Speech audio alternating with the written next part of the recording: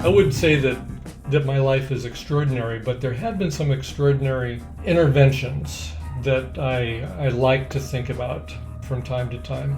And when I say interventions, I mean this is when I recognize the hand of God intervening. I like to be thankful for these things, and I think that's a good attitude to have. Welcome to the Extraordinary Lives podcast, where we talk about lives that go beyond the ordinary to the extraordinary, with the extra being Jesus. We'll be encouraged with amazing stories and helpful insights from the lives of ordinary people who have that extra, that supernatural difference that only Jesus can give. I'm your host, Ellen Bennett. Thanks for joining us. Hi, everyone. I'm so excited to have my husband here, Steve Bennett, with me. He prefers to remain incognito, but I'm so happy that he's here with us today. Welcome, Steve. Thank you.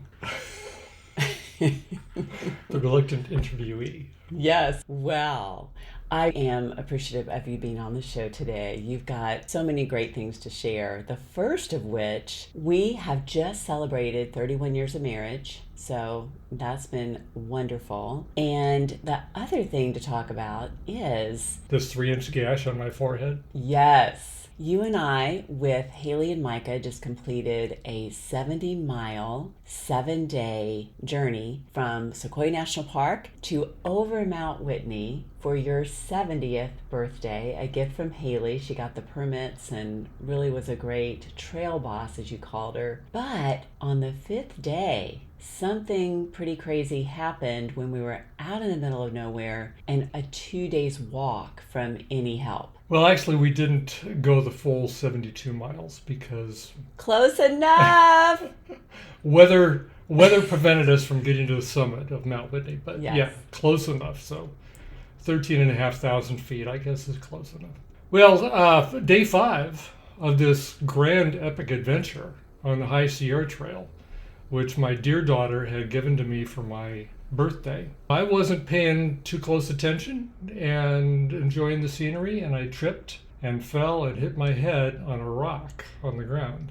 And it didn't seem all that bad to me, but the shocked and horrified look of everyone else had convinced me otherwise. And we stopped the bleeding with some direct pressure. I had a handkerchief I put over it and crammed my hat down on top, and we finished the rest of the day. But the Lord's provision was evident, because when we got into our overnight place, which was not originally planned, we were trying to shave a full day off of our itinerary due to the predicted bad weather on Mount Whitney. So when we got into the camping area, who should be there waiting but Nora, a grad student from Cal Poly, who was also an EMT with a full EMT medical kit.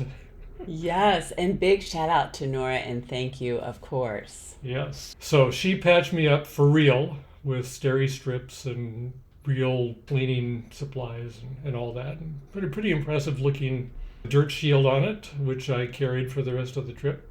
But she said, yeah, this needs stitches, but this is what we got. So we'll do the best we can. And when we actually got to civilization, the MD said, well, looks pretty good to me. Let's just leave it alone. So I'm thankful for that.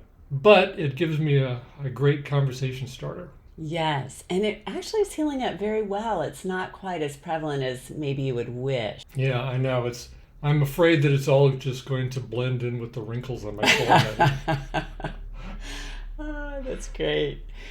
All right. Well, Steve, tell us a little bit about where you grew up. I'd like to call you a valley boy right now. Yes, you may. Yes. Can you? Granada Hills, San Fernando Valley. But it was a great place to grow up when I was, got there when I was 4. We had orange trees and walnut groves to play in, and it was a nice place. It's not so much of a nice place anymore as I recall, so I'm glad to have gone. But my mom and dad were both believers, and in fact, my mother, she was very keen on child evangelism. So my earliest memory was sitting on her lap while she explained the gospel to me. And she led me into a prayer, and we sang a song, and that's where I received Christ. And I was 2.5 years old. Wow, that's unbelievable to me. That's really amazing that you remember that so clearly. Yeah, I've made myself remember it because in subsequent years, like when I was a lot older, like 7, I was, in Sunday school, and we were in a Baptist church, and they kept emphasizing how you needed to make sure that your, commitment was real. So I kept thinking back, okay, I remember what I did, back then. So I rehearsed it in my mind a number of times.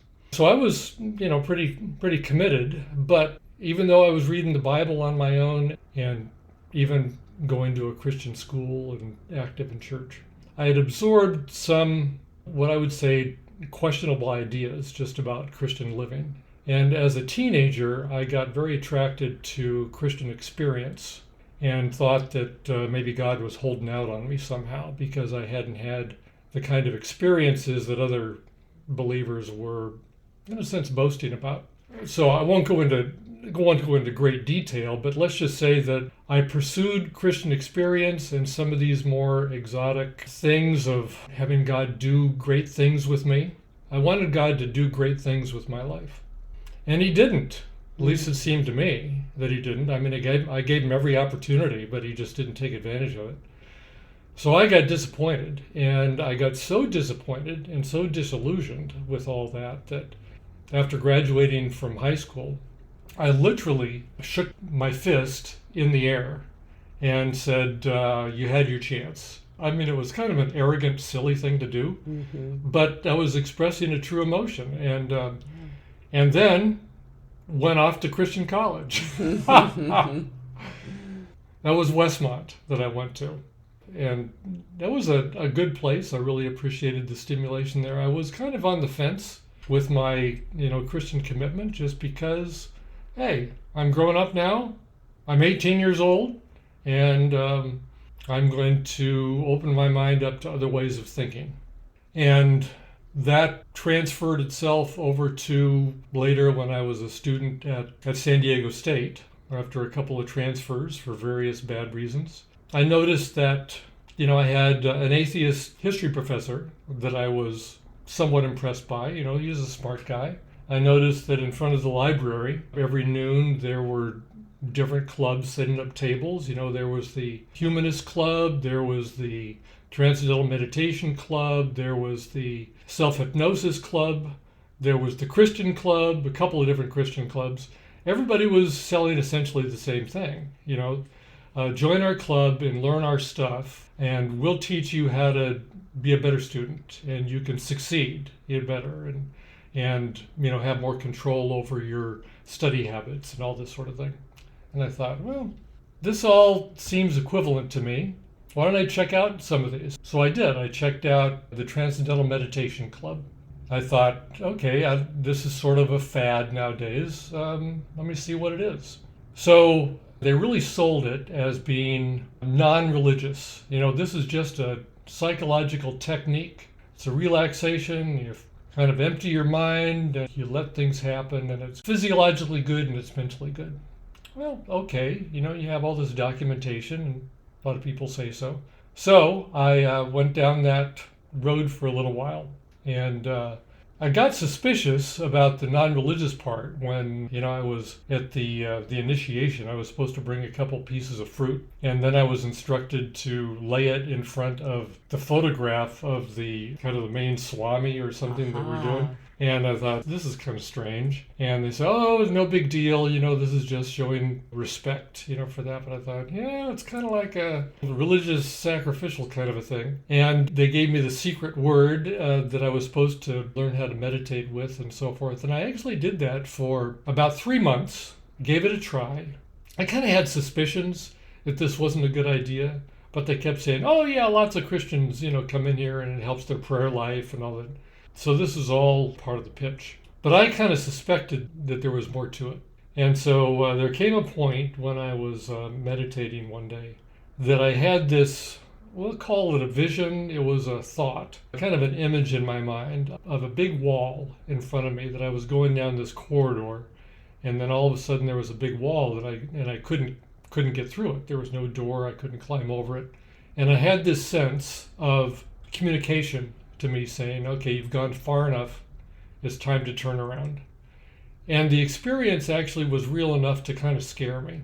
And so I concluded that this was God saying, okay, you've had your fun. It's time now to put up or shut up. And I took that as saying, okay, I've kind of played around with Christianity for a while. I need to determine whether this is a real thing or not. Because if it isn't, then there are all these other options out there, some that look a lot more fun than Christianity. But if it is true, then I need to get with that program. So I was committed to what was true. And because of my Christian background, I tried to just kind of mentally sweep the table clean and start from scratch, which was, suppose there's no God, suppose there's no creator, then what? And just kind of reason myself forward from that. And there were a couple of books that helped me out, just kind of guiding my thinking. And what I finally ended up doing was getting to the point where I said, okay, there are a lot of these issues that, one could argue one way or the other. There's some plausibility here. It really focuses on whether Jesus rose from the dead or not. And I realized, okay, that is the key issue. If Jesus did not rise from the dead physically, then Christianity is false and throw it away. If he did rise from the dead, then that changes everything, because that authenticates his claims to divinity and requires that I bow to him. I mean, that choice was very clear to me. So that's what I started looking into. This whole process took a few months. And ultimately, I concluded that it was more likely true than not. I mean, it wasn't 100% certain, but the more I learned, the more likely it seemed that it actually did occur that way. So one afternoon, I remember being in my apartment and just saying, okay, I'm ready to go forward with you. And I actually got on my knees and submitted my life to him and said, I'm your guy, let's go. So. That's great. And that seems like it really has given you a heart to pursue what Christians call apologetics, or reasons that we can believe that Christianity is true. Tell us a little bit about that. What is your heart there? What are you doing in that realm? Well, I had never been told that there were good reasons to believe the Bible or that Christianity was true, until I was a senior in high school. And the youth pastor in our church had a battered copy of Mere Christianity in his office. And I expressed some interest in that, and that's an interesting title. Well, he gave it to me. I still have it, the old battered underlined copy paperback of that thing. And I read it, and I was astounded. Well, first of all, I loved C.S. Lewis's language. He just drew me in. But then some of the ideas, some of the concepts, it was the first time that I'd heard anyone even try to make sense of Christian doctrine and why it's believable. And he did it. It made sense to me. And I thought, wow, this is really something. Of course, you realize that it didn't hold me because I was really craving the Christian experience, but it did plant a seed in my mind that there is some good, rational, evidential basis for believing this stuff. And so when I finally kind of went through that process myself of investigating the reasons for why I should think Christianity were true, I realized that that was something objective that I could hold on to, that my feelings of faith or non-faith or doubt or non-doubt kind of came and went for lots of different reasons. Things that were happening in my life, or expectations, or what somebody else was doing or saying or something like that. But some of these historical and even scientific facts were objective, and they didn't change. And this was something that, I could have confidence in and kind of retrace when I felt my faith was wavering, my confidence. Like, okay, how about this, and this? Like explain the origin of the universe and the fine-tuning of creation and the sense of moral obligations that we have. Where do those come from? And these are just a few of the touch points that have to do with what you called apologetics, which is just giving reasons for why it makes sense, how they all fit together. I became interested in young people especially, who had maybe experienced things similar to what I had, of experiencing doubts, questions, not getting answers to questions, being kind of tripped up by experiences or non-experiences. So that's what I kind of wanted to do, was to see how can I be a resource to people in the church who needed answers to questions and needed some objective encouragement. That's great. I've enjoyed your January series. Usually you do a series that has to do with a topic about reasons to believe. And you've spoken to the high school students some, but also you teach a class. Tell us about that. Actually, 2 classes. Yeah, so through a series of events, I got motivated to get an advanced degree in apologetics. And, I was listening to Stand to Reason on the radio and found out that there was a school, Simon Greenleaf University, that was offering something like that. And I thought, well, do I have the wherewithal to actually go and get a master's degree? But they made it so easy to kind of ease into it. Oh, you just come to this lecture series, and if you like it, you can read this book, and maybe you can take this test, and if you do well, you can do some. So they kind of, it was a good marketing scheme.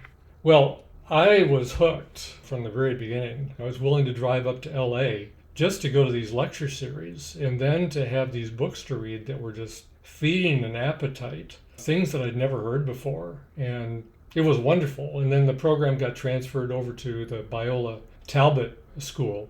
And I graduated from there with the master's degree in Christian apologetics and wanted to do something with it. And I wanted to pass this on. And I did that in our local church in various ways, teaching classes and so forth. But after several years, I thought, I should be able to do something more. So I just scoured the internet for colleges in the San Diego area and found one, contacted them, and lo and behold, they needed an apologetics instructor. So Right. started teaching for them, and then the academic dean said, well, we also need somebody to teach a class in critical thinking. How about you? Some of your stuff seems along this line. I thought, well, I have no idea even what that means. I said, well, do some research and get back to us. So I did some research on other people that were teaching that, and found out that there's lots of different ways to go about teaching critical thinking. I mean, this is back in 2007, 2008. And figured that as a service to the kingdom in this school, they needed somebody to do it. I was going to give it a try. So it's been a blessing to me to be able to continue teaching those 2 classes for Horizon University ever since 2007, 2008. Yes, and they're all online now, at least for you as a teacher. Do they have in-class classes? Well, in Indianapolis, yeah. right? They lost their campus in San Diego and then had to move to Indiana. Why there? Well, that's where the academic dean lived. So, Okay, that's great. So now I just do online classes. Okay. And I love hearing you talk with your students online. You take time out to have Zoom calls to just make sure that they are understanding the material and helping them out. So it's fun to see your heart for them. I do have a funny story. After you graduated with your master's from Biola, I decided it would be a great idea to have a surprise party for you. So the kids were little. We invited over all of these friends, mainly from church, maybe some neighbors. And you walked in the door and everybody yelled surprise. And then you turned on your heel and started walking out. And I had to go after you and say, Steve. So it was just so funny that we are so different. You're more of an introvert. For you, a surprise party was not the best idea, and I have never had another one for you. But of course, you loved me with everyone on that day and ended up having a great time. But it took me a while to gain composure. Yes. And to understand what was going on and what I should do about it. So I'm not a very fast thinker, but I like to plod along, and there you go. All right. Well, where should we go next? Well, I was thinking about some turning points Great. in my life. Since, you're talking about extraordinary lives here. I would say that that my life is extraordinary, but there have been some extraordinary interventions that I like to think about from time to time. And when I say interventions, I mean this is when I recognize the hand of God intervening. Now, maybe not. I mean, a skeptic could, pull it apart, but I like to be thankful for these things, and I think that's a good attitude to have. So, the first thing that comes to my mind, I mean, there are several. I've got them written down someplace. First was my career. In college, I was just taking a bunch of courses that I thought were interesting, that I was interested in the meaning of life and how things worked and all that, and ended up with a degree in social science, of all things.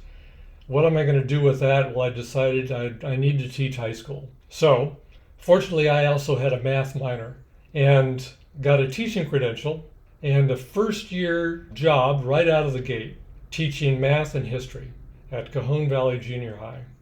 Without going into too much detail, let's just say that I failed miserably. It was an epic failure with my 2 8th grade math classes. I remember coming home every day, sitting in my apartment and just wondering, okay, I got to come up with a new plan. Because I had not been taught in my credential program, I had not been taught how to manage and discipline a class. I mean, it was all about values clarification and letting the innate goodness of the student come forth, all this nonsense. It's different nonsense today, but it's the same theme of nonsense. Well, I was totally unprepared for students that did not behave rationally. I thought I could reason with them. Nope, wrong. So that was an epic failure, and thankfully I was laid off at the end of the school year due to declining enrollment, they said, but man, I really did need to go. Partially redeemed myself the next year by teaching at the high school level, but in any event, it was a time for me to reassess my career options. And so one day I was looking in the newspaper at the want ads and I saw an ad for a programmer trainee. Now, I had had a little experience with computers as a TA when I was getting a credential. I worked as a TA in the local high school, just supervising their computer that the kids were using. And I read the manual, basic language, and I thought, this looks like fun. And I did some of the assignments that the kids were doing. So I went into this job interview and I said, well, I don't know much about computers, but it sounds like fun. And they hired me and they sent me back to Rochester, New York for 3 months to learn their system, to learn COBOL, COBOL. Nobody knows what that is anymore. But I ended up being a programmer for them. And I couldn't imagine how fun it was. I was like a duck in water. It was the most exhilarating experience one of the most that I had experienced, because it was just so fun to program these computers. And that became my career from there on. The mainframe applications. And I see that as a turning point because, the Lord just said, okay, you've been taken down a peg on your academic stuff. Now I'm going to put you where you're going to flourish. And that's how I felt. Another epic failure, and I see some of these turning points having to do with failures in my life, of which there have been several. That was one that turned out good. Another epic failure was my first marriage. So this was a case of youthful arrogance, where at college I ran into a young woman who was a missionary kid. And she and I were sort of going through similar kind of transitions and struggles with what it meant to be a believer and coming from a Christian home and the expectations of the church. And both of us were eager to remove the shackles of all that stuff and be adults and be on our own and make adult choices and all that. So we had a lot of connection and commonality on these issues. And we were both going to be transferring to another school for various reasons. Because I just felt the need to get out of the confining environment of the Christian college. I needed to get out into the real world and see what the world was doing and, the real people out there and not just this monastery, kind of a thing. Totally bad way of thinking. So we were both transferring to this other college. And so, it makes sense. We have to get roommates, why don't we just get married and then we can live together? We still had the moral ethic of the Christians, so we couldn't just run off and live together. We had to get married first. So that's what we did. And we were good friends, and it was actually a quite satisfying relationship. Then we both transferred to San Diego State. When I had that other transformational experience of coming to grips with whether I was going to be a follower of Christ or not, at that time we had both, of course, been kind of exploring different paths and on the fence, even though we had our toes in the water of the church, Christianity. Well, when I came to my conclusion that Christianity was true and Jesus rose from the dead, and I've committed myself to follow him, well, I announced that to her. I mean, this was a kind of a major thing that was going on in my life. Well, I was surprised at her reaction. She was not happy. Let's just say that. She was not happy at all, which surprised me, but then I thought, okay, she's just not here yet, She's got some more traveling to do on this.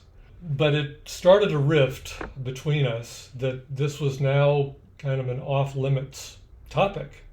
We couldn't talk spirituality anymore, and we were veering off path.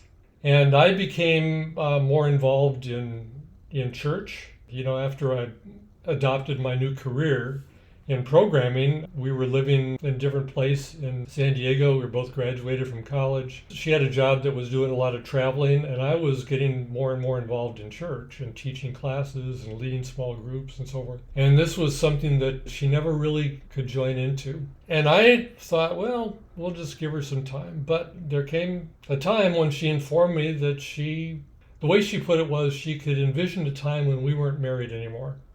She kind of eased into it, and I thought, what are you talking about? And then over time became more and more explicit, which was totally confusing to me because we were great friends.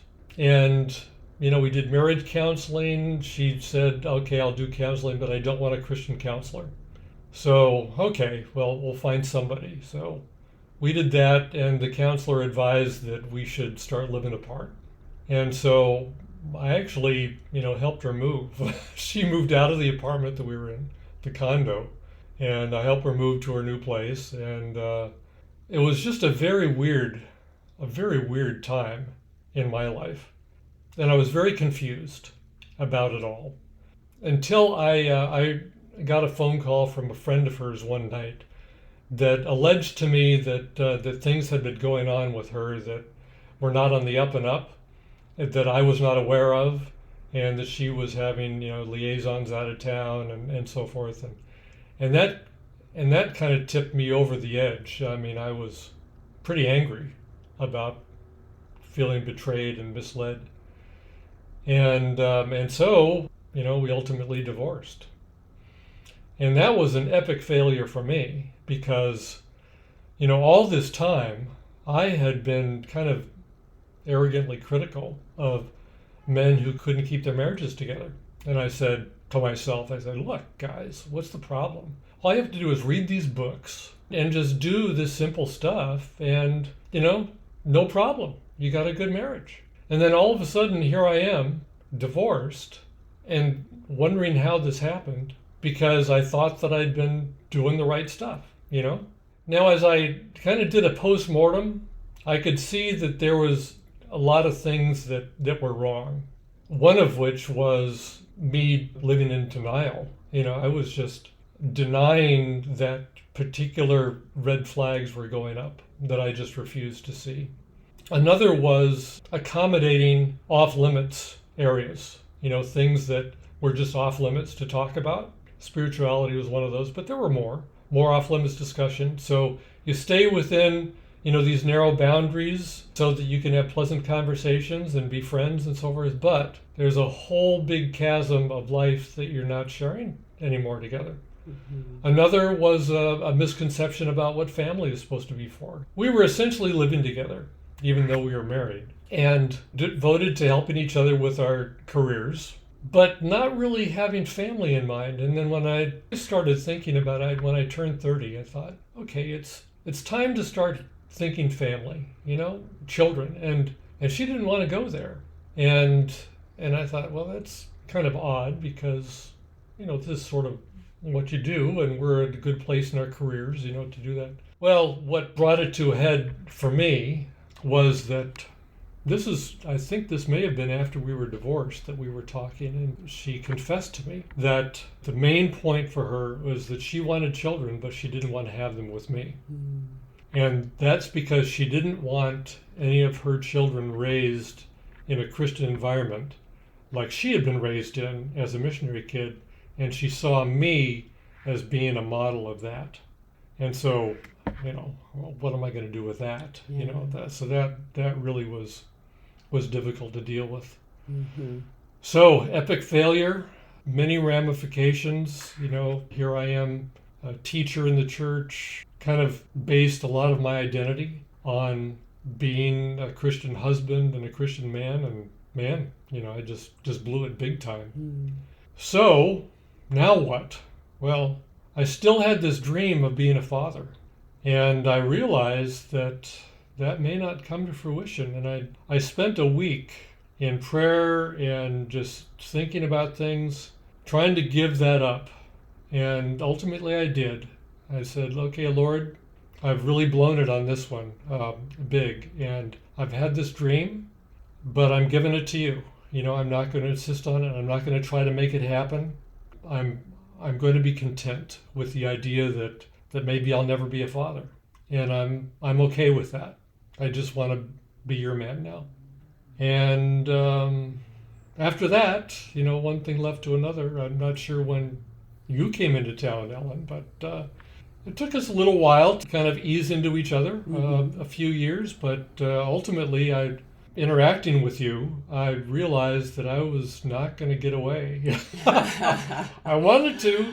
I was trying to. But I was not going to get away from you. And so with the encouragement of some mutual friends, I finally said, okay, there's a big age difference here, but it shouldn't matter when we have so much that our souls connect on. So that's right. We are 12 and a half years apart. I remember you saying, too, after your separation, that there were a lot of people in the church who were just very helpful to you, even just women friends who were able to affirm you for who you are. And also, I remember a really important point was that you said that many people who go through a separation, through a divorce, are kind of just crazy for a couple of years, that it's hard for them to think straight, and that it's a really good idea to not make any major decisions until after a while, because there's a lot to just sort through, a lot of emotions. Yeah, that's exactly right. I was self-aware enough to realize that I was mentally unbalanced. It really did affect me, and I really noticed it. It was affecting my work. I was in the kind of profession where one lapse of attention can be disastrous. And I had some very close calls at just trying to keep my head together. And I realized that I was mentally imbalanced, and told myself, I had to instruct myself from time to time, okay, you have these wild fantasies, going on. I just had the most absurd crush at one point on a single mom in church, merely because she had come into the back of the church to borrow a pencil to take notes of the sermon. And the idea that there was a young woman with a child who was interested enough to the sermon to take notes, somehow that just set me off. And I had this wildly irrational crush that I recognized, and I said, man, you are over the edge. You had better strap yourself down. Yeah. So that wasn't the only one, but it was at least 2 years before I felt like I'd kind of settled down to any kind of rational existence. It was strange to observe myself, going through these wild emotional ups and downs. Yeah, I bet. So I moved here. I was in the singles group, as we called it back then, and you led a once a month teaching time with all of us that I really enjoyed. So it was great to get to know you, I would say at least for over a year, just to be friends and hang out with a lot of people together. Well, we went on that first backpacking trip that you organized, and then a couple years later, we went on a backpacking trip. We were starting to like each other, at least I was starting to like you. And after that backpacking trip, I noticed you had ignored me a couple times on the trip, and my feelings were hurt. So I was returning a backpack I had borrowed from you, and I went to your door. You brought me in, I gave you the backpack, and I said, I really need to talk with you about something. God's been really working on me to actually talk about something if something's bothering me, not letting me hold in resentments. So you very kindly had me sit down on the carpet. You sat down right across from me, and you very intently listened to everything I had to say. And I was so impressed with that. You weren't upset about anything. You just wanted to listen, very caring. And then your logical head at the end said, well, I can accept 2 out of the 4 of those, which I just thought was so funny. But what I loved about that was that I kind of caught on that you were someone who would need real reasons to be able to think through something. And so at least 2 of those reasons, those examples had hit home. So that's when we kind of figured out we liked each other a little bit and started dating some. Yeah, I felt myself being more attracted to you, and I didn't want to go there. And so I had to confess to you when you brought these examples to my mind. I said, oh, okay. It looks like you caught me. I was overcompensating on that trip. I was in charge of the group. I'd planned the backpacking trip. And I didn't want to pay a lot of attention to you at the expense of everyone else, so I overcompensated, and that's what you were feeling. And that forced me to acknowledge that, there's something going on that I'm maybe not going to get away from very easily. Yes. So we dated for about a year, got married, and then now we have a 29-year-old son living in Bologna, Italy with his wife Elizabeth, now expecting a son. We're going to be grandparents to a grandson. And then, of course, Haley and Micah, who are 27, so living nearby. Well, of course, since our grandson is already there, he's just, hiding inside mom. That's right. So I claim that we're already grandparents. I like that, definitely. Yep. Boy, all of our entire marriage and being a father and being there while the kids were growing up has been just a giant blessing for me. It feels like the restoration of the years that the locusts have eaten, one of those biblical themes. And not a day goes by that I don't think about how fortunate and blessed I am by you and Matt and Haley. And by, so much of our life arrangements, because one of the things that occurred early on in our marriage, when you were pregnant actually with Matt, was a major change in my career. I'd been working for 10 years with a small software development group. We called ourselves Todd, Bennett, and Blair. There were 3 of us and then a 4th that sometimes chimed in. We developed some mainframe software that was being marketed and licensed, for use by universities all over the country. But then the quote-unquote bad guys came in and bought that company that owned the license, and some of our business was doing aftermarket work for their customers, and they didn't want anything to do with us anymore. So all of a sudden, Todd, Bennett, and Blair are kind of high and dry, and we decided, well, it was a good run, it's time for us to split up. Well, what am I going to do? And I was the youngest partner in this consortium.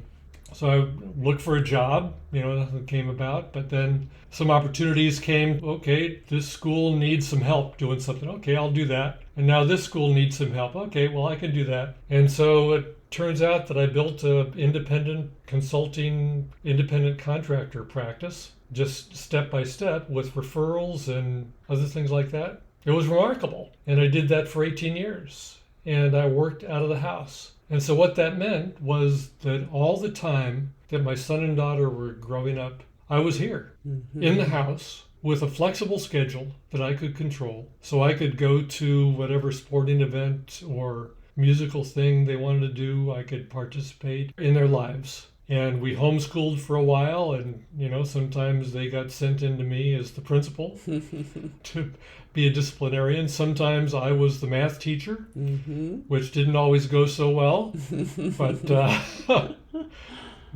that was just one of the bonuses, that I just think back on my life and think, there have been a lot of really nice bonuses that I've enjoyed. So much having to do with you, Ellen, has been a bonus, but with Matt and Haley, our son and daughter, also many great things, opportunities for service, in the church or with Horizon University, with other individuals. So I have a big smile on my face for all of that time. That's great. And looking forward to the next 30 years. Yes, me too. One of the things you were able to do that was on your heart and mind was to have us buy an RV and travel around the country for 4 months, even up into Canada while we homeschooled, while the kids were in 4th and 6th grade. Yeah, they both had birthdays on the road. Yes. So Haley turned 10 and Matt turned 12. Mm-hmm. But yeah, we bought a motorhome and set out for 4 months doing Yes. the country counterclockwise. Yes, and just amazing adventures of you being able to take off a little bit more time in the summers to go to national parks and things like that. So, Well, someone had to pay for it, so I was Yes. actually keeping up with business on the road. You were. This was the early days of the Verizon Air Card Yes. that I could hook into the cellular network everywhere except North Carolina, as it turned out. They were blacked out for Verizon Outer for some Banks, reason. yes. I do have a picture of you working with your computer, sitting outside the Alamo and outside the Supreme Court. Answering email or trying to fix a bug or something like that. Well, I love you. It's been a wonderful adventure, and I look forward to more adventures to come. As do I. Yes. Thank you for interviewing with me. It wasn't so bad, was it? Remains to be seen. Thanks, everyone, for joining us. This is Ellen Bennett with the Extraordinary Lives podcast.